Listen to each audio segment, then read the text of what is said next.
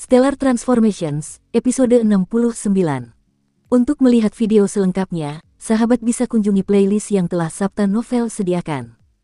Yuk mari, kita berimajinasi bersama dan masuk ke alur ceritanya.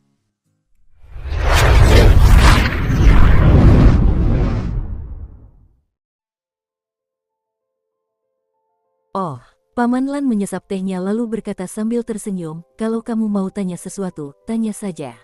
Qin Yu selalu merasa mata Paman Lan seolah mampu membaca pikiran orang. Apapun yang ingin ditanyakannya, apapun yang ingin dilakukannya, Paman Lan seolah tahu segalanya. Qin Yu bahkan curiga bahwa Paman Lan memiliki kekuatan sihir pembaca pikiran. Setelah menyingkirkan pikiran-pikiran liar itu, ia berkata sambil tersenyum, sebelum bertanya itu, aku ingin bertanya satu hal lagi. Kau bilang Luz Immortal di tribulasi keempat setara dengan Immortal. Bisakah kau menjelaskan kekuatan Immortal dan Luz Immortal secara detail kepadaku? Paman Lan mengangguk, Xiao Yu, Luz Immortal memiliki 12 tribulasi, yang masing-masing mewakili tingkat kekuatan yang berbeda. Immortal memiliki 9 level. Luz Immortal tribulasi keempat setara dengan Immortal level 1. Luz Immortal tribulasi ke-7 setara dengan Immortal level 4. Dan Luz Immortal tribulasi ke-12 setara dengan Immortal level 9. Qin Yu mengerti. Tapi dia terus bertanya, lalu bagaimana dengan tingkat kekuatan dari Luz Immortal tingkat kesusahan pertama, kedua, dan ketiga? Makhluk abadi bebas kesusahan keempat setara dengan makhluk abadi tingkat 1, tetapi seberapa kuatkah 3 tingkat sebelumnya? Paman Lan menggelengkan kepala dan berkata, sangat sulit untuk mendefinisikan mereka karena siapapun yang tubuh fisiknya hancur di tahap Dongsu sudah bisa berlatih sebagai Luz Immortal. Izinkan saya bertanya sesuatu, Xiao Yu. Apakah seorang praktisi yang meninggalkan tubuh di tahap Dongsu, seorang Luz Immortal yang kehilangan tubuh di tahap Kongming, dan seorang Luz Immortal yang gagal dalam kesengsaraan besar memiliki tingkat kekuatan yang sama? Tentu saja tidak, Qin Yu menjawab dengan tegas. Ini sudah jelas. Seorang rekan tingkat Dongsu, misalnya, Dilong, tetap bisa berlatih sebagai Luz Immortal meskipun tubuh fisiknya hancur, tapi bagaimana mungkin ia bisa dibandingkan dengan Luz Demon tingkat Duji? Benar, pada awalnya, kekuatan Luz Immortal tidak merata. Tidak ada tingkat kekuatan yang pasti untuk Luz Immortal tribulasi pertama. Luz Immortal tribulasi kedua secara kasar sebanding dengan Xiu Zenith tahap Duji tengah atau akhir. Ini juga tidak sepenuhnya pasti. Sangat sulit untuk memastikannya.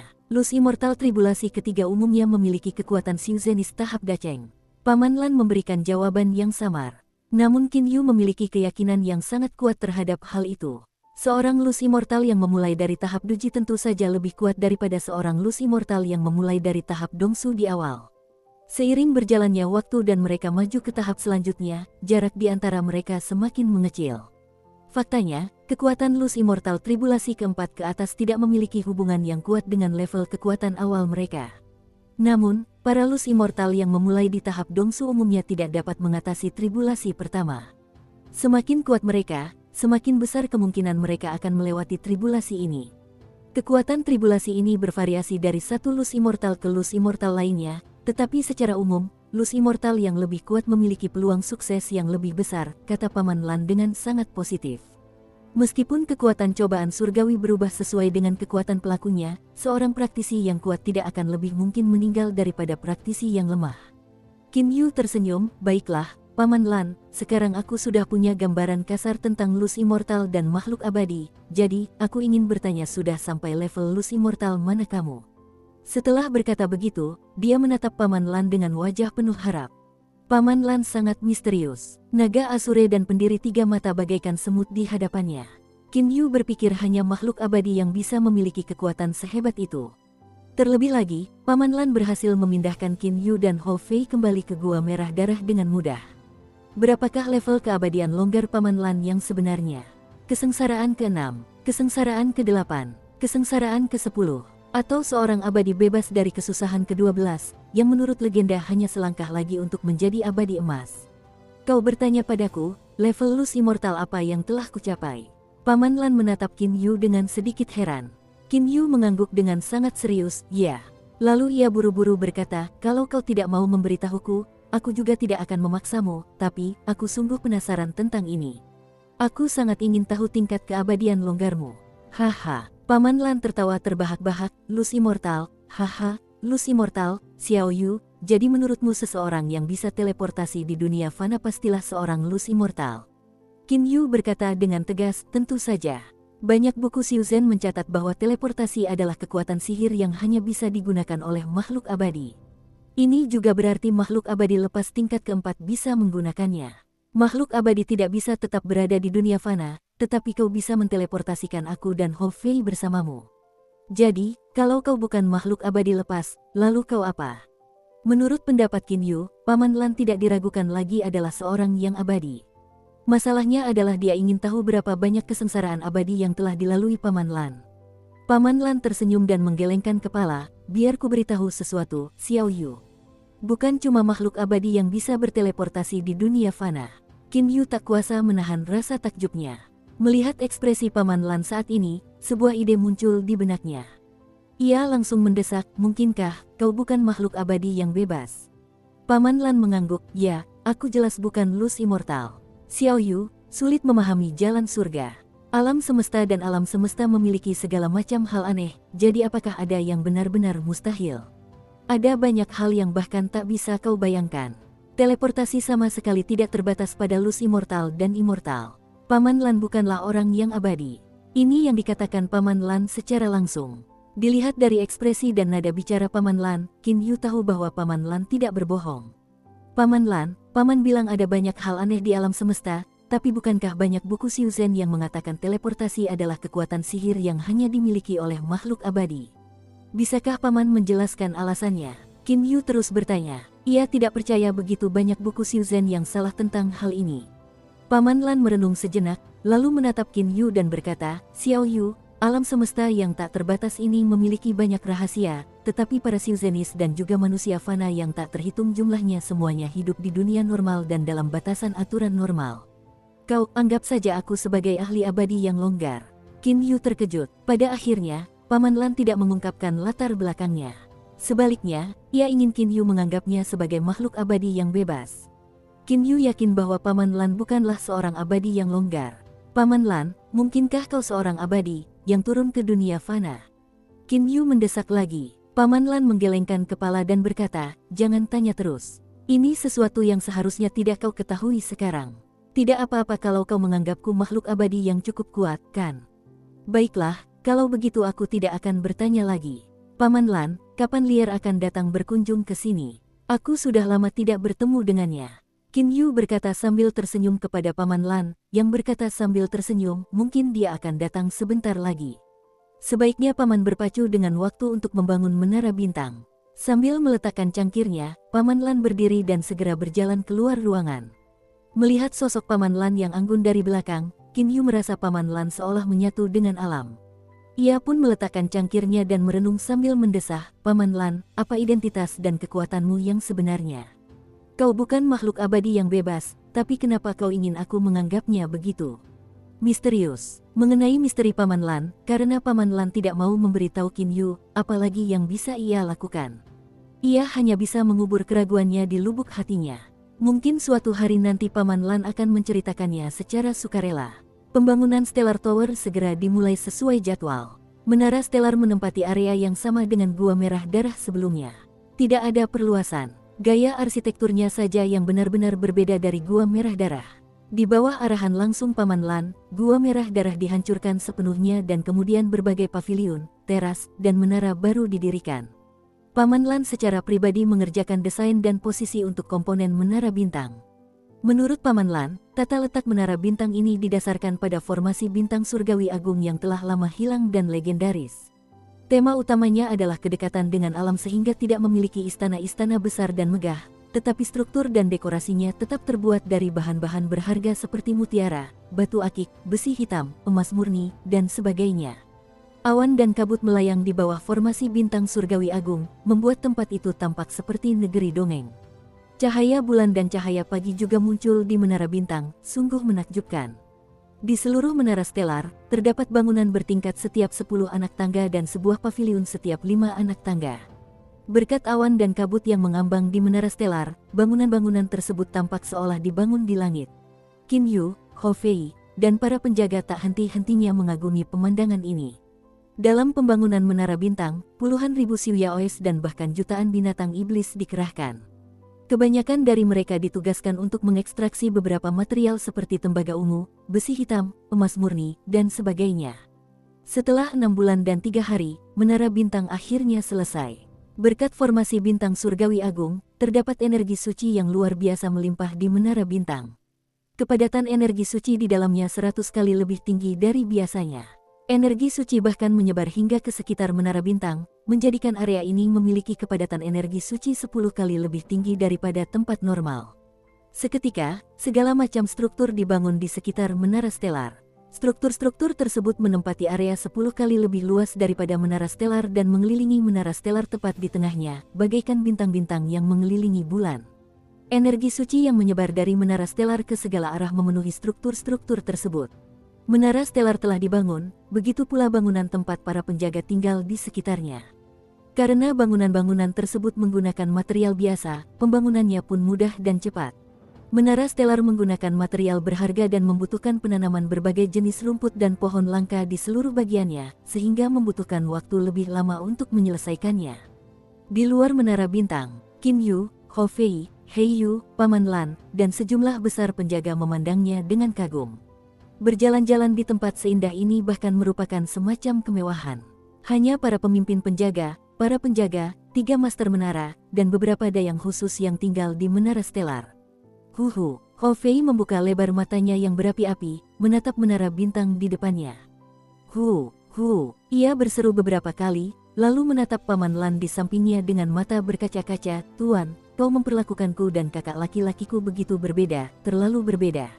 Ini sangat menyakitkan hatiku. Waktu aku masih di jurang, kau menyuruhku mencari gua untuk tinggal, tapi sekarang kau membangun untuk kakak laki-laki tempat yang begitu indah.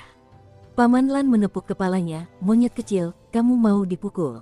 Bukankah Menara Bintang milik Xiao Yu ini berarti milikmu juga? Paman Lan sengaja berkata dengan ekspresi serius.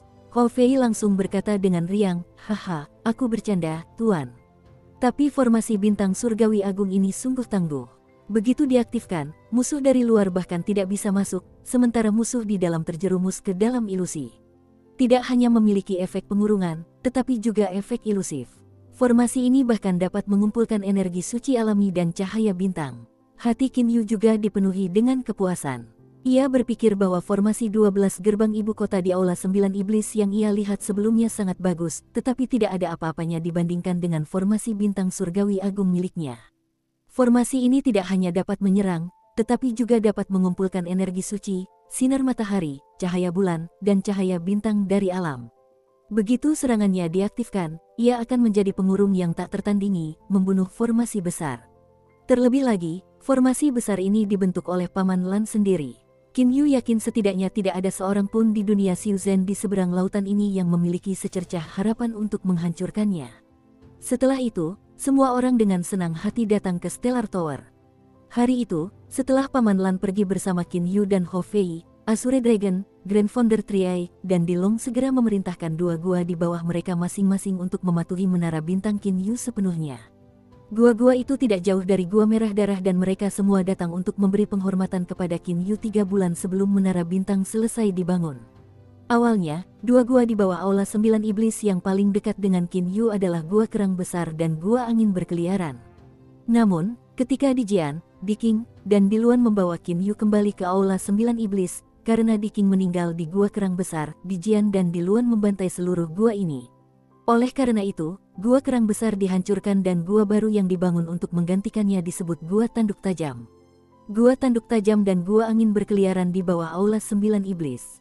Gua Naga Air Hitam dan Gua 6 Matahari di bawah Istana Naga Biru. Gua Sayap Oranye dan Gua Bulu Bersalju di bawah Rumah Air Biru. Keenam gua ini telah diserahkan sepenuhnya kepada Menara Stelar. Wilayah pusat Menara Stelar merupakan bekas wilayah Gua Merah Darah. Menara Stelar telah menyatakan bahwa keenam gua di bawahnya adalah Tanduk Tajam, Angin Berkeliaran, Naga Air Hitam, 6 Matahari, Sayap Jingga, dan Bulu Salju. Kini, Menara Bintang memiliki wilayah yang begitu luas dan begitu kuat sehingga bahkan telah melampaui Aula 9 Iblis dan menjadi negara adikuasa nomor 3 di dunia Xiuyao bawah laut, hanya di bawah Istana Naga Biru dan Istana Air Biru. Menara Bintang juga telah menjadi salah satu dari 6 negara adikuasa utama di dunia Xiuzhen di seberang lautan. Kartu identitas giok baru sudah mulai dibuat dengan sangat cepat setengah tahun yang lalu. Ada 7 jenis kartu identitas giok, yaitu Stellar, Sharp Horn, Stellar, Roaming Wind, Stellar, Black Aquatic Dragon, Stellar, Six Suns, Stellar, Orange Wing, dan Stellar, Snowy Feather. Para penjaga berpacu dengan waktu untuk membuatnya dan akhirnya berhasil. Terlebih lagi, setelah munculnya Menara Bintang, banyak ahli yang selama ini bersembunyi di tempat-tempat rahasia mulai bermunculan dan merekomendasikan diri mereka ingin menjadi penjaganya. Qin Yu tidak pernah menyangka ada begitu banyak ahli, jadi ia langsung mengumumkan bahwa persyaratan minimum untuk menjadi wali adalah memiliki tingkat pelanggaran tahap Dongsu awal. Dengan demikian, Teng Bi adalah satu-satunya wali asli yang mampu mempertahankan posisinya. Sekarang ada 8 penjaga di Menara Bintang. Teng Bi ternyata yang terlemah di antara mereka. Qin Yu masih meninggalkan penjaga asli lainnya seperti Zhuang Zong dengan hanya menurunkan jabatan mereka menjadi pemimpin kompi. Karena Menara Stellar kini menjadi kekuatan besar, jumlah penjaga telah meningkat dari sekitar 5.000 orang di masa lalu menjadi 30.000 orang, 100 penjaga membentuk satu regu dan 10 regu membentuk satu kompi. Total ada 30 pemimpin kompi. Luas Menara Stellar hampir sama dengan luas bekas Gua Merah Darah. Gua Merah Darah mampu menampung 5.000 pengawal dan banyak Xiaois lainnya, jadi wajar saja jika 8 pengawal, 30 ketua kompi, 300 ketua regu dan sejumlah dayang serta pengawal yang diperlukan semuanya datang untuk tinggal di Menara Bintang. Dengan demikian, dapat dikatakan bahwa Stellar Tower telah memenuhi reputasinya sebagai kekuatan besar yang sebanding dengan Azure Dragon Palace dan Blue Water Mansion. Tata letak Menara Stellar sepenuhnya didasarkan pada formasi bintang surgawi agung. Menara ini tidak hanya dipenuhi dengan banyak energi suci alami, tetapi juga mengumpulkan sinar matahari, cahaya bulan, dan cahaya bintang. Bagian paling mempesona di Menara Stellar adalah pusatnya Aula Matahari dan Bulan. Ini adalah tempat para penjaga, pemimpin kompi, dan pemimpin regu mengadakan audiensi dengan ketiga penguasa menara. Aula Matahari dan Bulan tidak beratap. Dengan mendongak, kita dapat melihat bintang-bintang yang tak terhitung jumlahnya menggantung tinggi. Area di belakang kursi 3 kepala menara pada platform tinggi aula bahkan selalu disinai matahari dan bulan. Saat melangkah masuk ke aula matahari dan bulan, kita akan merasa seperti memasuki dunia yang berbeda. Sungguh fantastis. Sudah hampir 2 tahun sejak Menara Stellar selesai dibangun. Selama 2 tahun terakhir, Menara Stellar telah beroperasi penuh. Paman Lan, Nona Lier, Yanzi, dan yang lainnya dari jurang sering datang ke sini untuk berjalan-jalan, dan Qin Yu menyambut mereka dengan gembira. Saat ini, di aula matahari bulan Menara Bintang. Di panggung tinggi di aula, Qin Yu duduk di tengah, sementara Hou Fei dan Hei Yu duduk di kedua sisinya. Di belakang mereka bertiga, terdapat sinar matahari dan cahaya bulan yang dikumpulkan oleh formasi bintang surgawi agung. Cahaya-cahaya ini bersinar tinggi ke udara, memberikan aura dominasi kepada ketiga master menara.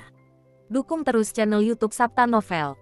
8 orang pengawal, 30 orang ketua kompi dan 300 orang ketua regu berdiri dalam 2 baris di sisi kiri dan kanan aula secara berurutan.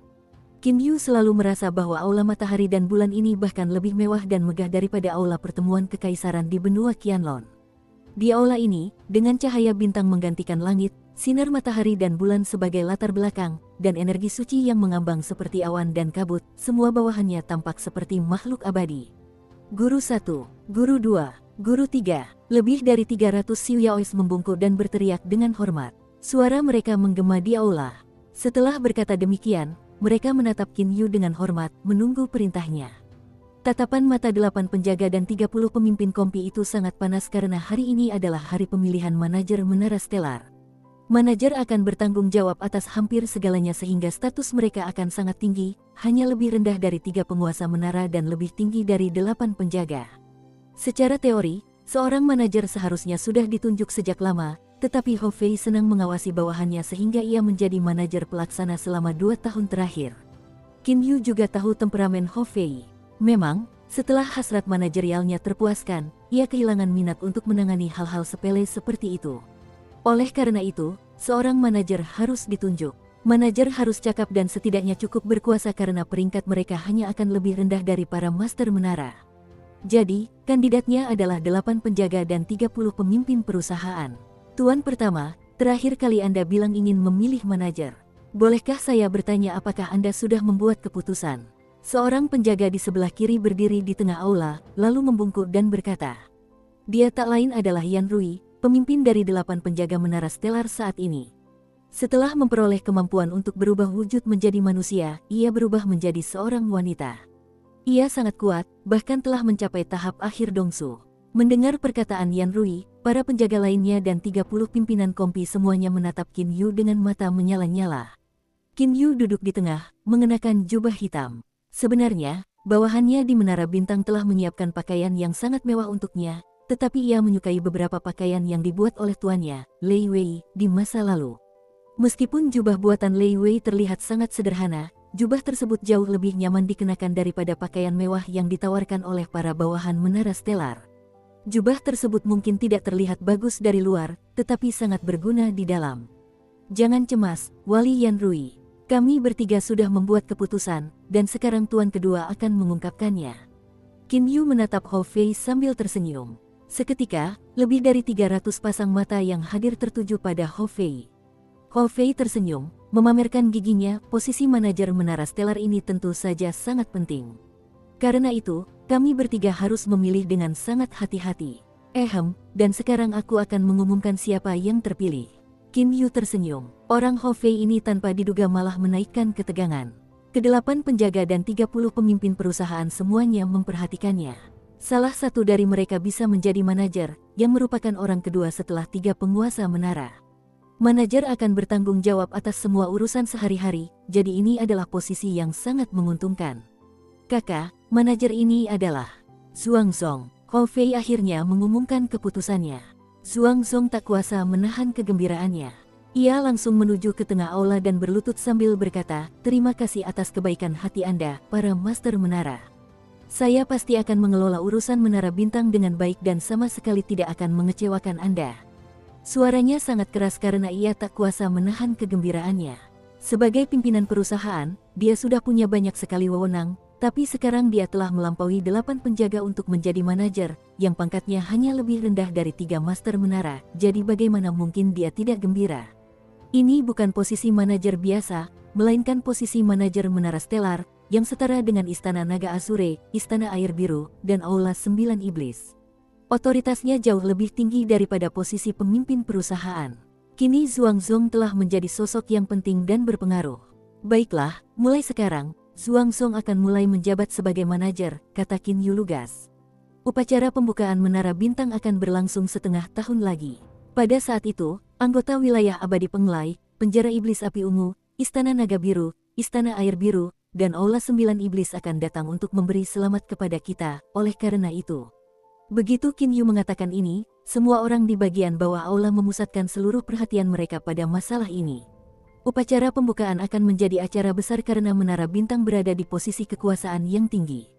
Acara ini akan menimbulkan kehebohan di seluruh dunia Shenzhen di luar negeri. Ketika saatnya tiba, semua kekuatan besar lainnya akan mengirimkan perwakilan untuk menghadirinya. Acara ini pasti akan menjadi pertemuan besar para ahli dunia Shenzhen di luar negeri. Zhuang Zong, segera atur. Menara Bintang masih memiliki banyak tempat tinggal. Kau harus membuat kelima kekuatan lainnya merasakan kemurahan hati kami, dan pesta untuk hari pembukaan juga harus dipersiapkan sebelumnya. Ini tugas pertamamu sebagai manajer. Qin Yu menatap Zhuang Zong. Ia sama sekali tidak meragukan kemampuan Zhuang Zong, dan Zhuang Zong telah lama mengikutinya, oleh karena itu, ia telah menunjuk Zhuang Zong sebagai manajer. Baik, tuan pertama, saya pasti tidak akan mengecewakan Anda. Zhuang Zong menjawab dengan suara nyaring dan tegas. Tatapan matanya tajam dan tegas. Melihat ini, Qin Yu tersenyum puas. Kakak, Zhuang Zong, aku akan sering datang memeriksa. Kalau aku tahu kau melakukan hal-hal yang berlebihan, jangan salahkan aku. Hou Fei berkata pada Zhuang Zong sambil tertawa aneh. Zhuang Zong tersenyum dan berjanji, sama sekali tidak menghiraukan kata-kata Hou Fei. Meskipun Hou Fei sekarang membiarkan manajer menangani urusan Menara Bintang karena keinginannya telah terpenuhi, siapa yang tahu kapan dia akan merasa gatal dan datang untuk melakukan pemeriksaan. Oleh karena itu, Zhuang Zong sebaiknya berhati-hati. Baiklah, sudah. Semua orang boleh pergi sekarang. Dengan jubahnya berkibar, Qin Yu segera meninggalkan aula. Hei Yu, yang sedari tadi duduk termenung dengan mata terpejam, tiba-tiba membuka matanya. Tatapan matanya begitu tajam dan menakutkan. Melihat tatapan itu, bahkan Yan Rui yang berada di tahap akhir Dongsu pun merasa ngeri. Ini bukan karena tatapan mata Hei Yu yang tajam, tetapi karena hal itu membuatnya merasa seolah-olah jiwanya sedang dilahap. Sejak Hei Yu mulai berlatih diam-diam di formasi bintang surgawi agung, ia akhirnya mencapai peningkatan lain dengan mencapai tahap Yuanying akhir. Bahkan Ho Fei pun harus mengakui bahwa ia tidak yakin bisa mengalahkan Hei Yu tahap Yuanying akhir. Jika Ho Fei melambangkan kegilaan dan kekerasan, maka Hei Yu melambangkan es dan kegelapan. Dengan satu gerakan, Hei Yu menghilang di aula. Ketika mencapai tahap akhir Yuanying, kecepatannya ternyata tak kalah dengan Qin Yu. Baik Hei Yu maupun Ho Fei telah mencapai puncak tahap akhir Yuanying, sehingga mustahil bagi mereka untuk menembus batas dengan menyerap energi. Sekarang mereka harus menunggu kesengsaraan surgawi 6-9. Tidak ada yang tahu kapan mereka bisa merasakan kedatangannya. Setelah meninggalkan aula, Qin Yu melewati berbagai jembatan, gedung, dan koridor hingga akhirnya tiba di sebuah bangunan bertingkat yang dikelilingi awan dan kabut. Ini tak lain adalah tempat tinggal Nona Lier. Yan Zi dan Xiao Jin sedang bermain di danau dekat sisi gedung. "Halo, Kak Qin Yu. Kamu pasti datang untuk mencari Kak Lier, kan? Dia sedang memancing di sana." Yan Zi berkata sambil tersenyum. Xiao Jin di sampingnya juga mengedipkan mata beberapa kali. Setelah itu, dia memberi isyarat ke arah Lier dengan matanya. "Kalian berdua, bocah nakal." Qin Yu tersenyum lalu segera melangkah di air biru untuk menuju paviliun di tengah danau. Setelah menara bintang selesai, tidak diperlukan mantra pembatas apapun karena formasi bintang surgawi agung secara otomatis menahan air. Bagian dalam menara bintang benar-benar seperti dimensi baru. Rambut panjang Lier diikat sedikit dengan ikat rambut. Ia mengenakan gaun putih dan ikat pinggang putih yang diikat erat di pinggangnya, memperlihatkan lekuk tubuhnya yang menawan. Qin Yu hanya berdiri di paviliun, memperhatikannya fokus memancing sambil duduk di tepi paviliun. "Apa yang kau lihat, Qin Yu?" Ia menoleh dan bertanya sambil tersenyum. Senyum itu membuat mata Qin Yu berbinar. "Aku sedang memperhatikanmu memancing." Qin Yu tersenyum dan duduk di samping Lier. Dia selalu merasa bahwa wanita itu seakan mengisolasi diri dari dunia. Dia sangat ramah kepada Yan Zi dan yang lainnya, tetapi itu hanyalah kedok. Hanya ketika dia berada di satu tempat bersamanya, penghalang itu dapat disingkirkan. "Lier, kamu belum pernah cerita tentang orang tuamu padaku. Bisakah kamu ceritakan sedikit tentang mereka sekarang?" tanya Qin Yu sambil tersenyum. Lier terkejut. Ia merenung sejenak, pemandangan yang sangat langka, lalu berkata sambil mengangguk, "Ayahku memiliki kedudukan yang sangat tinggi. Ia dan yang lainnya selalu berebut status dan kekuasaan, jadi ia jarang menghabiskan waktu bersamaku." Ada sedikit kesedihan di matanya. Jantung Qin Yu berdebar kencang. Ia langsung merasakan emosi dan pikiran bergejolak. Bukankah dia berada dalam situasi yang sama? Dia berusaha keras menahan keresahan batinnya dan berkata, "Sepertinya ayahmu adalah sosok yang penting." Lier mengangguk dan berkata, "Ya, dia tokoh penting. Aku sudah bertemu banyak orang sejak kecil, dan mereka semua sangat menghormati dan mengaguminya. Tak seorang pun berani menentangnya. Tapi ada juga tokoh penting lainnya. Mereka selalu bersaing, bahkan berkelahi. Aku bosan, jadi aku dan Paman Lan pergi keluar rumah. Mungkin itu karena kau perempuan. Pengalamanku sangat mirip denganmu, tapi aku laki-laki. Ayahku adalah seorang pangeran dari dinasti Chu di benua Qianlong. Ia sepenuh hati ingin membalas dendam dan mewujudkan harapan leluhur kami yang telah berusia ratusan tahun. Ia fokus mengajar kakak-kakakku dan kakak-kakakku yang kedua, dan tidak terlalu memperhatikanku, putra ketiga yang tak berguna. Tapi aku berbeda darimu. Aku tidak bosan dengan hal-hal itu. Sebaliknya, aku berlatih sangat keras, berhasrat melakukan hal-hal yang berguna bagi ayahku." Qin Yu berkata dengan lesu. Meskipun sudah bertahun-tahun berlalu, ia masih merasa sedih ketika mengingat apa yang terjadi. Ia seakan-akan membayangkan dirinya sendiri, sebagai seorang anak kecil, di suatu malam musim dingin yang keras, terus berlari sambil membawa beban dan menusukkan jari-jarinya ke pasir untuk berlatih telapak pasir besi.